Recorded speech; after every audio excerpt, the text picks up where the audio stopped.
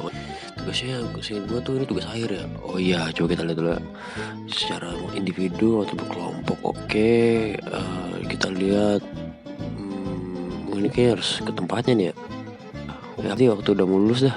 IB nih liburan aja pada tanggal 14 Januari. Ya, tugas lagi pas IB nih. Nah, ya sudah.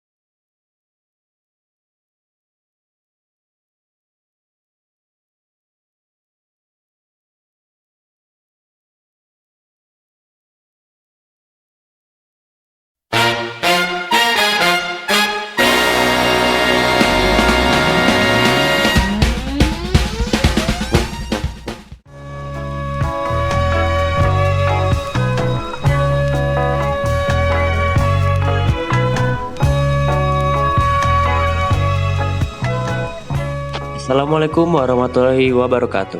Izin perkenalkan diri, nama saya Narendra Maheswara Permana dari kelas 12 IPS 1. Dan pada kesempatan kali ini, saya dan rekan saya, Faris Setiaji, akan melakukan penelitian tentang kearifan lokal yang ada di daerah setempat, tepatnya di Kota Bandung. Hal ini merupakan penugasan akhir dari pelajaran sosiologi dan geografi di Sekolah Menengah Atas Terpadu Krida Nusantara. Terletak di Jalan Padasuka nomor 118 Pasir Layung, Kecamatan Cibeuying Kidul, Kota Bandung, Jawa Barat. Saung Angklung Ujo merupakan sebuah tujuan wisata budaya dan edukasi yang lengkap karena memiliki arena pertunjukan, pusat kerajinan bambu, dan workshop untuk alat musik bambu. Di samping itu, kehadiran Saung Angklung Ujo di Bandung menjadi lebih bermakna karena kepeduliannya untuk terus melestarikan dan mengembangkan kebudayaan Sunda, khususnya angklung, kepada masyarakat melalui sarana pendidikan dan pelatihan. Pertunjukan bambu petang dikembangkan dari sebuah konsep kaulinan orang lembur yang diciptakan oleh Ujo Ngalangena. Pertunjukan ini berisi berupa penampilan pendek yang spektakuler seperti demonstrasi wayang golek, upacara heleran, seni tari tradisional, angklung pemula, angklung orkestra, masal, dan arumba. Di akhir pertunjukan, para penonton akan diajak untuk menari bersama anak-anak. Hal ini semua merupakan kesempatan yang baik untuk para wisatawan mempelajari budaya Sunda lebih lengkap. Ya, tanpa menghabiskan waktu, mari kita lihat secara langsung apakah hal tersebut merupakan sebuah tempat yang penuh akan budaya dan kearifan lokal.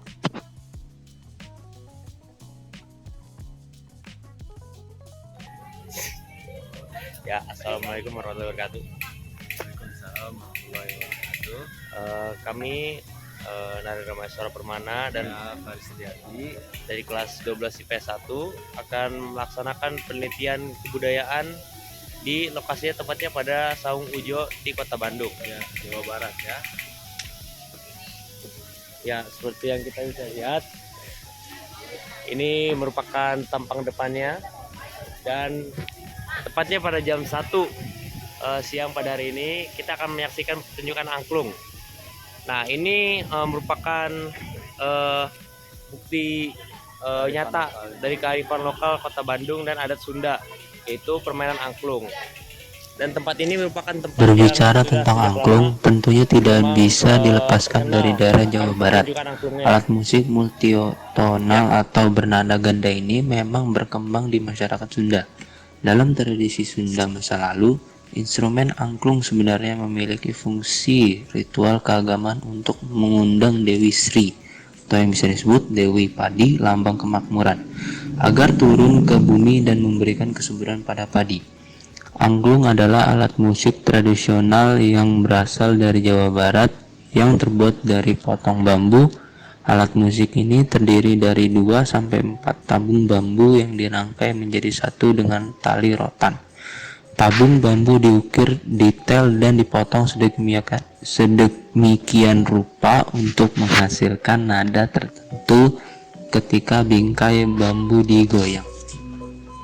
Ya, dengan informasi yang telah didapatkan, mari kita mendengarkan hasil interview dari seorang moderator dari Saung Angklung Ujo. Nah, setelah kami menonton pertunjukan tadi, kami akan mewawancarai MC-nya bersama Kak Mila. Nah, Kak, saya mau nanya nih, kan tadi pertunjukannya udah bagus segala macam. Nah, ya itu Saung Ujo ini apa sih? Nah, jadi Saung Ujo itu adalah sanggar seni yang kita juga merupakan tempat wisata ya, yang memberikan pengalaman edukasi dan budaya. Jadi Saung Ujo ini juga tempat di mana dibuat dan juga dimainkan tentunya. Jadi angklung itu dibuat dari sini. Iya betul, kita Saung Ujo ini menjadi salah satu tempat produksi angklung paling besar di dunia. Nah, kalau Saung Ujo sih sejarahnya gimana sih? Sejarahnya cukup panjang ya. Nah, jadi Saung Ujo ini resmi berdiri di 1960-an. Tapi dulu sejarahnya di tahun 1960 pendirinya Bapak Ujo Ngalanga dan Ibu Sumiati ini merupakan tenaga pengajar. Jadi Pak Ujo itu guru, Ibu Unya itu kepala sekolah. Nah, jadi di masa itu banyak banget anak-anak murid-muridnya Pak Ujo itu yang bolos sekolah. Nah, akhirnya diselidiki lah kemana itu anak-anak itu. Jarang banget, banyak banget anak yang masuk gitu. Terus setelah diselidiki ternyata didatengin ke tiap-tiap rumahnya. Ternyata kebanyakan dari mereka itu adalah nggak masuk karena mereka harus ikut orang tuanya cari uang zaman dulu. Jadi mereka tuh tidak punya kapasitas, tidak punya kemampuan untuk memenuhi kebutuhan sekolahnya. Nah, sampai akhirnya Pak Ujo berpikir gimana caranya anak-anak bisa tetap sekolah. Sampai akhirnya Pak Ujo berpikir bahwa dia akan bikin sanggar seni karena Pak Ujo dulu senang banget melihat anak-anak itu main. Sampai akhirnya beliau bilang lah ke orang tuanya, ke orang tua anak-anak tersebut bahwa anak kamu sekolah aja, semua kebutuhannya nggak apa-apa saya yang tapi setiap beres sekolah harus datang ke sanggar seni saya. Seneng tuh ya kan, pada seneng. Tahu nggak sih yang nggak seneng? Ibu Uung istrinya. Karena apa? Karena Pak Ujo punya 10 anak, 5 putra dan 5 putri. Udah mah anaknya 10 kan ya, mereka juga harus memikirkan anak-anak yang lain. Sampai akhirnya Pak Ujo berpikir di tahun 1990-an itu, akhirnya Pak Ujo memutuskan untuk keliling kota Bandung buat memberikan kartu nama berupa bambu yang disungging yang dimakan. Nah, beliau akan bagikan kartu nama itu ke setiap travel agent dan tujuan utamanya adalah satu hotel paling tua di Kota Bandung.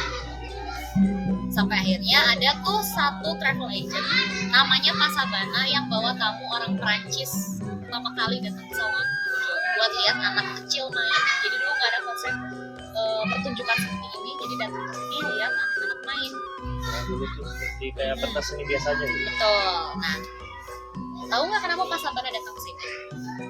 Bukan karena tertarik, tapi karena biar Pak Ujo berhenti ngasih kartu nama. Oh, jadi Iya, dia jadi sering banget. Karena saking seringnya udah kita datang aja cobain. Tapi ternyata turis asing itu suka melihat anak-anak main, melihat anak-anak kecil main itu ternyata suka. Sampai akhirnya berdirilah Saung Ujo 1996. Sejarahnya. Jadi sejarah cukup panjang ya dari 60 di mana apa tuh. Jadi Pak Ujo ini punya sekolah.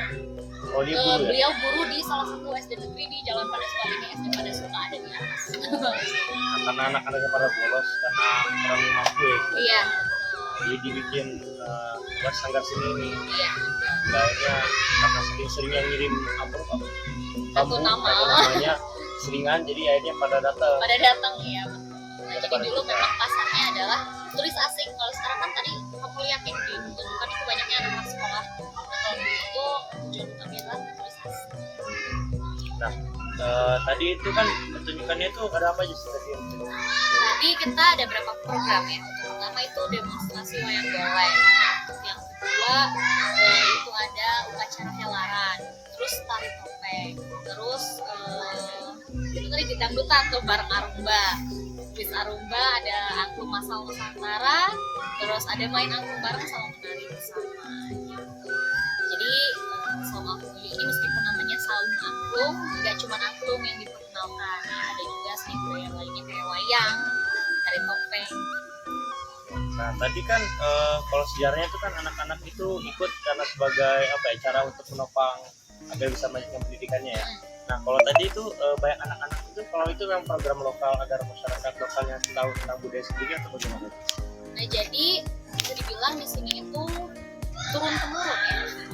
Nah jadi dulu yang main di Sawanganjo, setelah gua punya anak, anaknya ikut main di sini, punya anak lagi ikut main di sini, nah selalu main gitu. Dan teman yang anak-anak yang tadi main itu datang dari warga sekitar sini pastinya. Jadi Sawanganjo ini udah menjadi ekosistem lagi ya. Jadi pengrajin, karyawan, pemain itu semuanya datang dari masyarakat sekitar. Jadi udah menampung banyak orang ya dari masyarakat lokal. Nah, sedangkan ini kan pertunjukan ini apakah setiap hari beda atau emang kayak gitu aja? Nah jadi untuk pertunjukannya untuk saat ini kita sama. Di satu hari itu kita kurang lebih ada 4 kali pertunjukan. Itu semua pertunjukannya sama, nggak ada yang beda-beda. Semua pertunjukannya sama, tetapi mungkin zaman dulu kan bukan seperti ini ya pertunjukannya, karena kenapa sekarang kayak gitu pertunjukannya, karena kita mengikuti perkembangan zaman. Yang pasti nanti kalau misalnya ada lagi yang berubah, ya mungkin bisa jadi kita juga akan mengikuti itu. Jadi kita pertunjukannya itu mengikuti zaman. Betul, untuk saat ini pertunjukannya yang sama. Nah, tadi kan tentang budaya angklung ini, budaya-budaya Sunda ini. Nah, kenapa itu sekali turun-temurun ke generasi muda? Mereka memang penting atau bagaimana? Penting pastinya ya, karena apa, seni budaya itu identitas kita ya. Jadi coba aku lihat misalkan kamu tari topeng dari mana, dari Cirebon pastinya dari ini ya. Jadi seni budaya itu merupakan identitas bagi kita. Jadi kalau misalkan kita melupakan seni budaya itu, ya kita nggak punya identitas. Nah, soal Sawanganjo ini sekarang estimasi berapa karyawan yang ada di sini dari masyarakat lokal? Untuk karyawannya sendiri, ini karyawan staff ya, bukan karyawan pemain, karena kalau pemain talent nih mereka. Jadi untuk karyawannya sekitar 100 lebih sama pengrajin, sama kita juga ada di atas di Ujo Ekolen. Itu Ujo Ekolen itu jadi tempat konservasi bambu, jadi sana juga ada petani bambu banyak ya, 100 lebih kalau di sana. Nah, kalau itu semua berarti masyarakat lokal. Iya datang dari masyarakat sekitar. Nah, mungkin ini pertanyaan terakhir lah. Apakah ini Sawanganjo ini cuma ada di sini atau emang ada cabang-cabang lain? Nah, jadi Sawanganjo ini merupakan satu-satunya tempat pelestari angklung di bukan pelestari angklung, satu-satunya tempat pariwisata dengan pengalaman edukasi dan budaya satu-satunya ini di Indonesia ya. Jadi nggak ada lagi pertunjukan selain di Sawanganjo. Kenapa? Karena kalau di Sawanganjo sendiri teman-teman gak cuma nonton tapi juga diajarin ya. Jadi memang cuma ada di sini dan emang awal sejarahnya juga emang dari sini, nggak pernah pindah. Iya, jadi bisa dibilang untuk Sawanganjo ini juga jadi titik peradaban angklung. Jadi orang-orang yang pada punya angklung ini melakukan Sawanganjo. Jadi istilahnya kalau pengen belajar angklung datang ke Sawanganjo. Iya. Ya mungkin itu aja yang kami bakal tanya. Terima kasih Kak Bunda atas waktunya dan terima kasih juga penonton, semoga bermanfaat. Amin. Terima kasih banyak. Ya, sekian.